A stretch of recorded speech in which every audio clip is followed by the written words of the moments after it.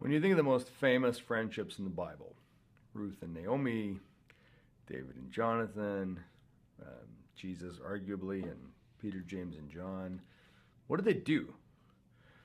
If you go back and examine the biblical text, what did they do together? Did they sit and have coffee? Did they study the scriptures together?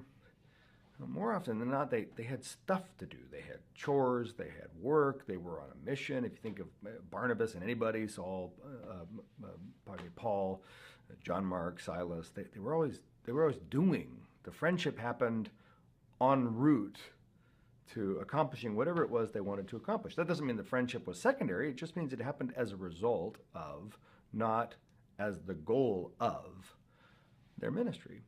And somehow in common contemporary churches, we've gotten the idea that friendships and relationships and togetherness is the thing that we should all be striving toward. And I think it's hugely important, fantastically important. I mean, the gospel is relational. Of course, we're brothers and sisters and heirs and joint heirs, and we're all part of the family of God, and we're tethered to one another, that they may be one, Jesus says, as you and I are one, the Father and one. So yeah, it's critically important.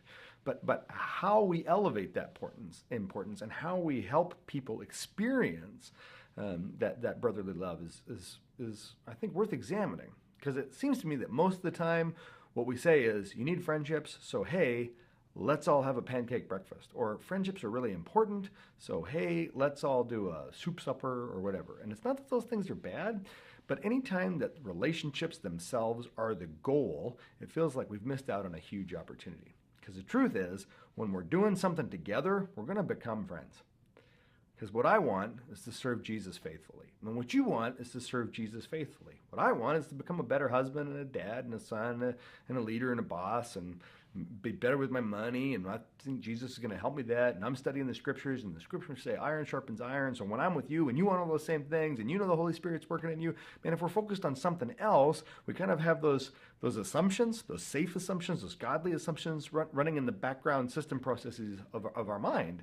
And those relationships are going to happen while we're doing the other things, while we're being obedient to the mission of Jesus to bring new people into the church, into the family of God, while we're loving and serving and caring for others, while we're emptying the trash outside of the coffee bar at church on a Sunday morning. I mean, those relationships are formed on mission. And I alluded earlier to the book by Zygmunt Bauman called Community, where he delineates the difference between communitas and community. And communitas, again, simply is the fact that we're going to be better buddies if being buddies isn't the goal of our relationship. If instead the point of us being together is to faithfully execute the mission of Jesus, to cooperate with God and heal the world, but we're going to become way better friends as we do that than we would if we were ever just trying to be buddies.